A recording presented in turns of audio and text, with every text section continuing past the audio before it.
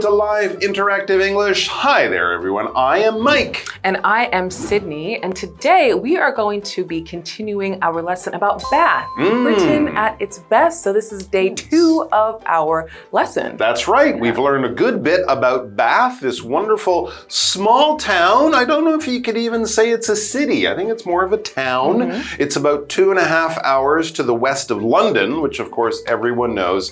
But it is a very popular place for tourists to go. I used to live in England, and often when I see people going there and they're always like, oh, we're going to go to London, then we're going to go to Bath, I'm always kind of thinking, wow, that's a far way to go. But really, once we think about it and learn about it, like we did yesterday, it all makes sense. The other cool thing, and I think I'm right in this, is Bath and London, and right in between is Stratford-upon-Avon, which of course is where Shakespeare was born.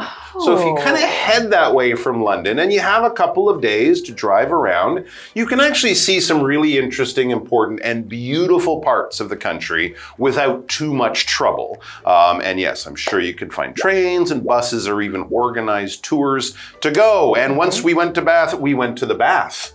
We actually went to the Bath in Bath. Wow. Yeah. That's so interesting. Wasn't it cool? The Romans built it thousands of years ago. Yeah. You can still go there. You can't take a bath, so don't bring soap, but you can walk around and see what it was like. Yeah, and I think one of the best parts, like we mentioned yesterday, was that it's everything is within walking distance. It is. Right? So you don't need to worry about hailing a taxi or figuring out public transport. Everything is very, very close. Right? Which is also very, very great. And so today we're going to turn our attention to Bath's much later history. So it wasn't just a place that was important when the Romans were there, and then when they left, everything fell down and everyone moved away. No, it was always an important place. And in fact, people were going there for the same reason the Romans went there, for that wonderful natural water that was coming out of the ground. And this is a time period I know you are excited about, because it's more in the time of your show Bridgerton, the famous novels around the time of Jane Austen. This is about 200 years ago. And that's what we're going to be looking at today. Bath's kind of second life as a wonderful place for the rich and beautiful to go and have a spa. Let's do it.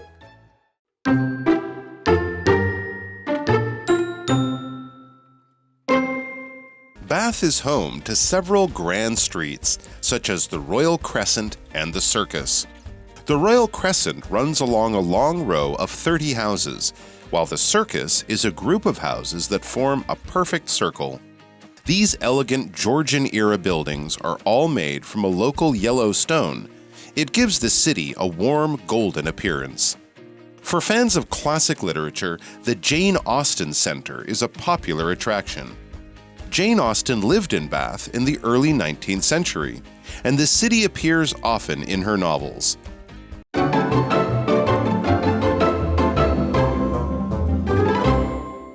All right, so we are going to kick off our day 2 of our article about Bath. So it says here that Bath is home to several grand streets, such as the Royal Crescent and the Circus. Wow. Oh, interesting. Royal Crescent and the Circus. So I guess not the circus, like with clowns and animals and all that stuff. No. Not that. But yeah, I guess that's the name of one of the most famous streets there. There you go. And yeah, if the other one is the Royal Crescent, well, that tells you it's kind of fancy. And notice they were also described as grand streets. So you get the idea these might be really wide, and very expensive and fancy buildings. I mean, like the Champs-Élysées in Paris, which I'm sure you know. It's a big, wide street, right? And beautiful buildings along either side. So not a cheap place to buy a house, but very, very beautiful. Let's learn about it. It says the Royal Crescent runs along a long row of 30 houses. So there's 30 houses.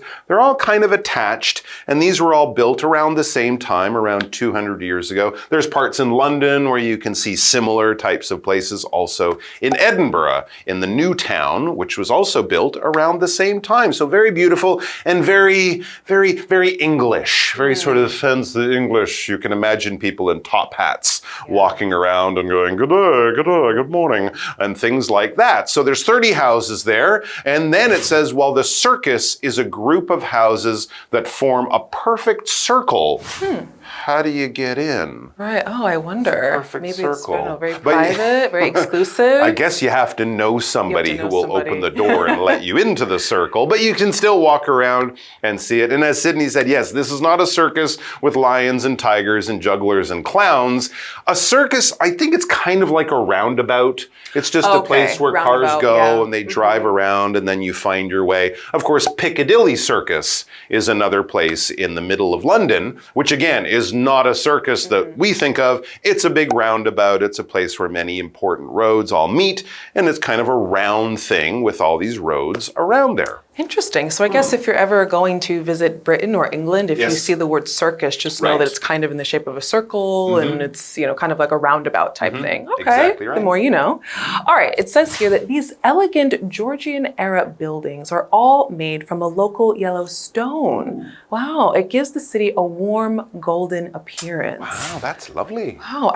I wonder what kind of stone it's made from. I wonder what the name of the stone probably is. of some kind, I would imagine. Interesting. Yeah. And maybe it's sunset too, with the golden light of the sun on that beautiful stone in the buildings. It would be really spectacular. Yeah, so it says that everything here is made from a local yellow stone. So if something is local, it just means that it is kind of close by or close in proximity. So it means that if the stone is local, it's from that area, is what that means. So we could say our guide showed us a local temple. Okay. Yeah, which is very common, you know, when you're traveling, maybe you're going to a local night market, a local temple. In our neighborhoods, we have our local 7-Eleven, our local Family Mart, our local coffee shops, places that we frequent quite often. There you go. It can also be things from that area. So you'll often see restaurants saying, oh, we serve only local food. You know, we don't fly in our vegetables from China or Japan or Australia. It's all from around the restaurant, around the town or something like that. So that's a nice thing to do.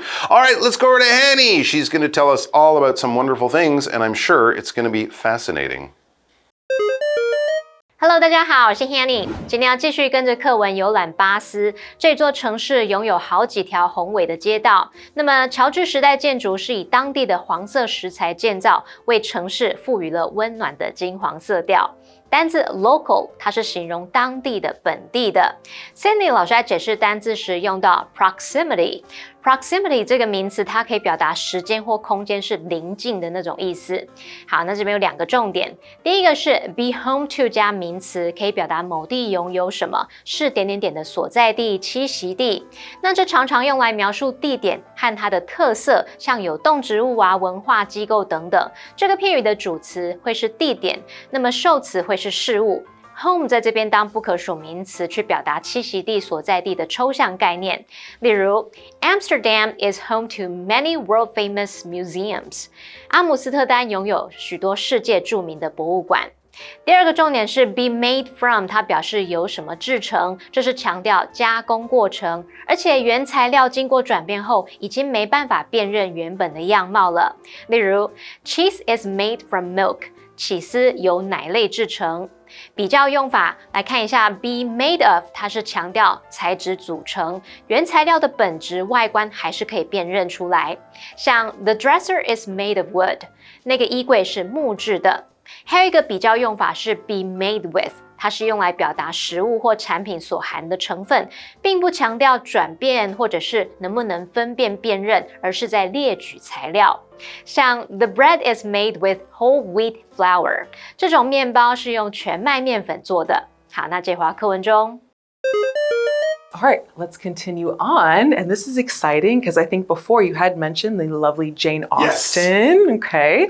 So it says here, for fans of classic literature, the Jane Austen Center is a popular attraction. Ooh, wow. So cool. It's called the Jane Austen Center. So I'm assuming it's probably almost like maybe like a mini museum that's kind of dedicated to Jane Austen, her life, her career, and all the things that she's written. There you go. That would be great. I mean, of course, you can walk around and maybe see some of the places that she went or lived, but you can also learn a lot more about her life and her books and all sorts of interesting stuff in the Jane Austen Center. And didn't we just pass the 250th anniversary of when she was born? Oh, we did. It might be this year, last year. Anyways, it's a good time to go and say, hey, Jane, thanks for all those wonderful stories and books and TV shows and movies as well. But yes, she has a connection, of course, to Bath. Jane Austen lived in Bath in the early 19th century, so this is the early 1800s, and the city appears often in her novels. So there you go. It actually features or appears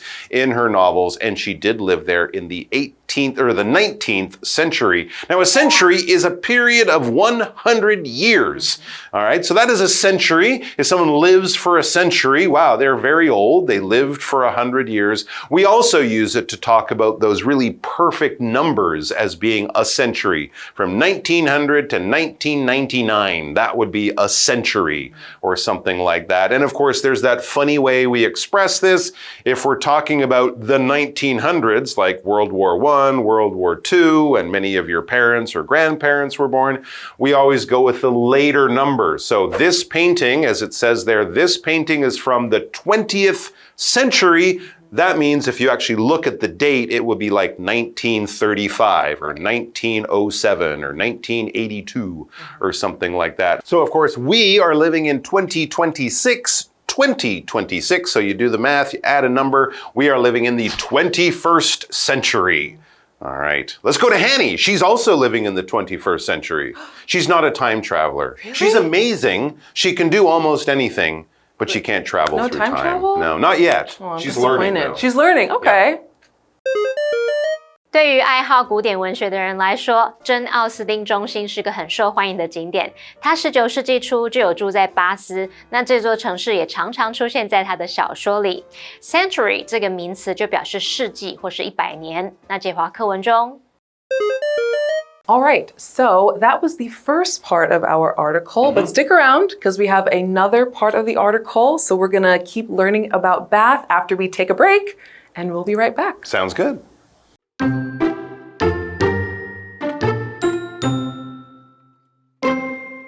Bath also has a connection to Mary Shelley, the author of Frankenstein, who lived there for a time. Curious visitors can trace her footsteps through the city and learn more about her story at Mary Shelley's House of Frankenstein. Bath is an easy city to explore on foot, and every street shows off its beauty and rich history. With Roman baths, historic churches, and beautiful buildings all close together, it is no wonder that Bath has long been a favorite destination for visitors to England.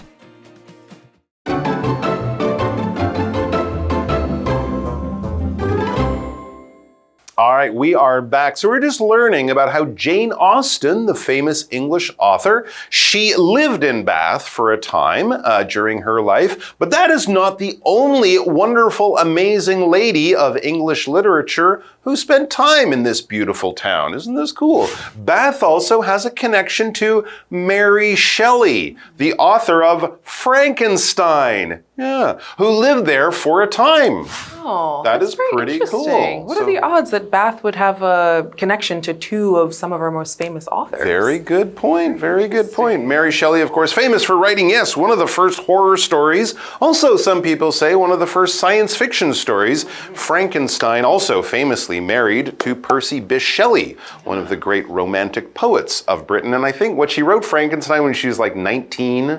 Or something like that. They were locked up in a house. There was a big storm outside. Everyone's like, okay, give us your most scary story. And she just came up with Frankenstein. Brilliant. Still an amazing book. All right. So curious visitors can trace her footsteps through the city and learn more about her story at Mary Shelley's House of Frankenstein. House of Frankenstein.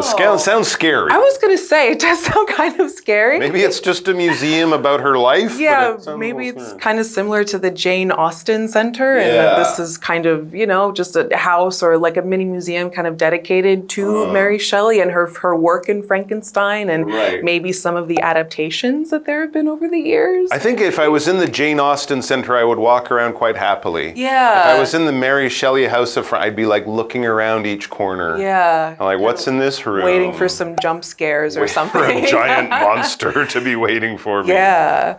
All right. So it says here that curious visitors can kind of visit Mary Shelley's Frankenstein house. So if you're curious, it means that you want to learn more, you're interested in something, you want more information about something. Which makes sense. If you're curious about Mary Shelley and her work in Frankenstein, makes perfect sense that you would kind of cure your curiosity by going to the Frankenstein house.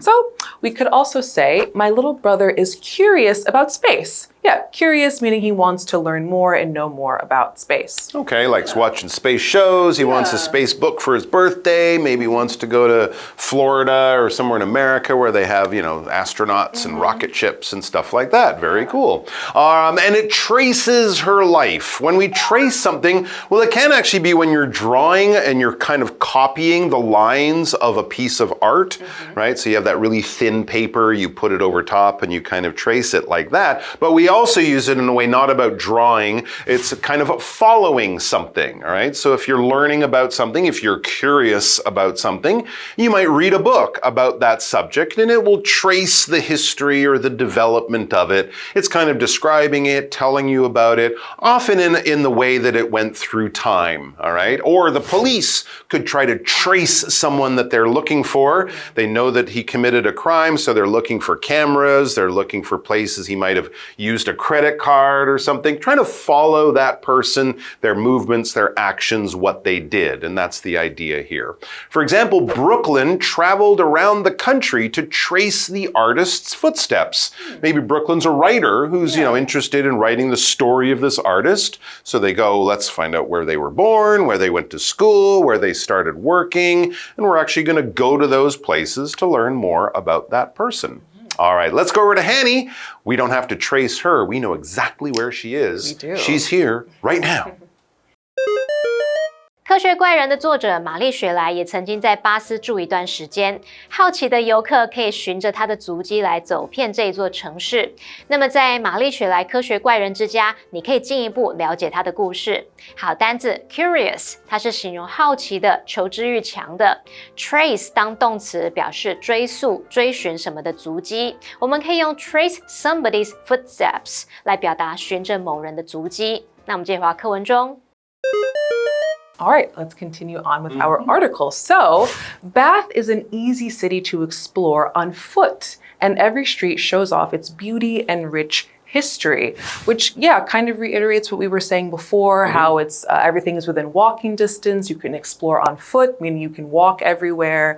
And if we want to explore something, right, to explore means that you are kind of actively sightseeing. You're going to museums, you're learning more about different things. You're going to the Jane Austen Center and the Mary Shelley Frankenstein house, and you're going to all these different places, right? You're exploring, you're learning, you're watching, you're seeing, you're gaining more information. Yeah. So, for example, we could say that Elliot explored the island on his bike. Okay, it kind of just means that he went around and he traveled around the island on his bike. There you go. Yeah, you can actually go out there to explore things, right? Travel around, look at stuff, discover things. But you can also explore something from a library or through the internet, right? Just by learning about something, by having questions and finding the answers, just basically learning about something. That's how we also use that term with Roman baths. Historic churches and beautiful buildings all close together, not to mention wonderful museums about great writers. It is no wonder that Bath has long been a favorite destination for visitors to England. There you go. Just be prepared when you go to England to use a British accent for the one word. You might say, excuse me, can I catch the train to Bath from here? Because if you say, can I catch the train to Bath from here, British people might say, what? Yeah, they might not understand. So do be aware of that. It's a very different pronunciation in British and American English. So let's go to honey. Oh, honey. That sounds weird. Honey. Sounds a little maybe sophisticated. Are we like honey or henny? Yes, honey, our English expert. Let's go over to see her. Pip pip, cheerio. 课文最后提到，巴斯是一座能够轻松步行探索的城市，每条街道都展现着它的美丽以及深厚的历史。难怪啊，这个地方长久以来一直是造访英格兰的旅人最爱的目的地之一。好，单字 explore 这个动词表示探索、探访或探究。那这边有一个重点是。It is no wonder 加上 that 子句可以表达难怪怎么样，点点点不足为奇。那么 no wonder 它表示难怪。it 是虚主词，用来代替 that 子句，其中的 it is 跟 that 可以省略。还有呢 ，no 你还可以用 little 或是 small 去代替。举例来说 ，Rabbits are cute, fluffy, and cuddly. No wonder people love keeping them as pets. 兔子可爱、毛茸茸又惹人怜爱，难怪人们喜欢养它们当宠物。好，接回课文中。Okay, guys, we have a what do you think question for you, so get your thinking caps on and give us an answer to this question. What makes a city worth protecting as a World Heritage Site? That's a great question. You know, I think a city deserves this type of protection when clearly lots of historical events happen there. It's very culturally rich, and especially in a city like Bath, where we have two of the world's greatest authors kind of having a connection there. Right. I think it's worth it. You know, Absolutely. I don't want to see it changed. I don't want to see a McDonald's. I don't want to see, you know, lots of different types of influence. I want it to stay as trapped in time as it possibly can to preserve the history and to preserve the culture. Yeah, it's nice to see things like as they were and not just in a museum, in a glass case, you know? And I think that relates. I will also say, in my opinion, the most important reason to protect a city is if that city is in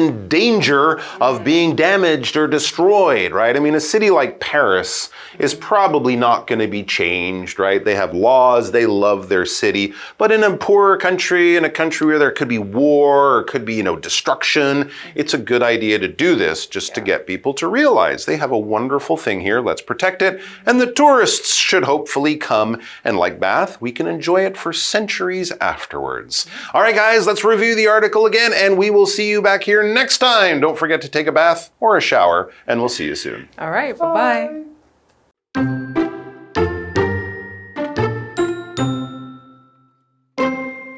Bath is home to several grand streets, such as the Royal Crescent and the Circus. The Royal Crescent runs along a long row of 30 houses, while the Circus is a group of houses that form a perfect circle. These elegant Georgian-era buildings are all made from a local yellow stone. It gives the city a warm, golden appearance. For fans of classic literature, the Jane Austen Center is a popular attraction. Jane Austen lived in Bath in the early 19th century, and the city appears often in her novels. Bath also has a connection to Mary Shelley, the author of Frankenstein, who lived there for a time. Curious visitors can trace her footsteps through the city and learn more about her story at Mary Shelley's House of Frankenstein. Bath is an easy city to explore on foot, and every street shows off its beauty and rich history. With Roman baths, historic churches, and beautiful buildings all close together, it is no wonder that Bath has long been a favorite destination for visitors to England.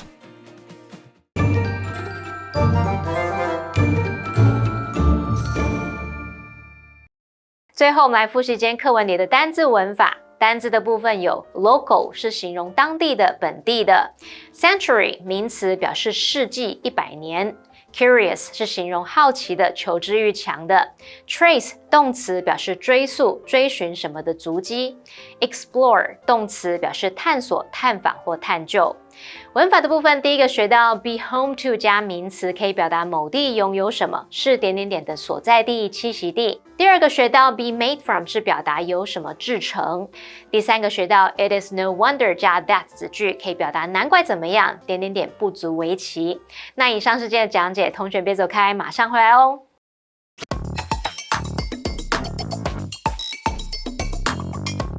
Welcome to Which One Fits, the game where we tackle confusing English words. I'm ready to take this on. Today we're going to sort out the difference between convince and persuade.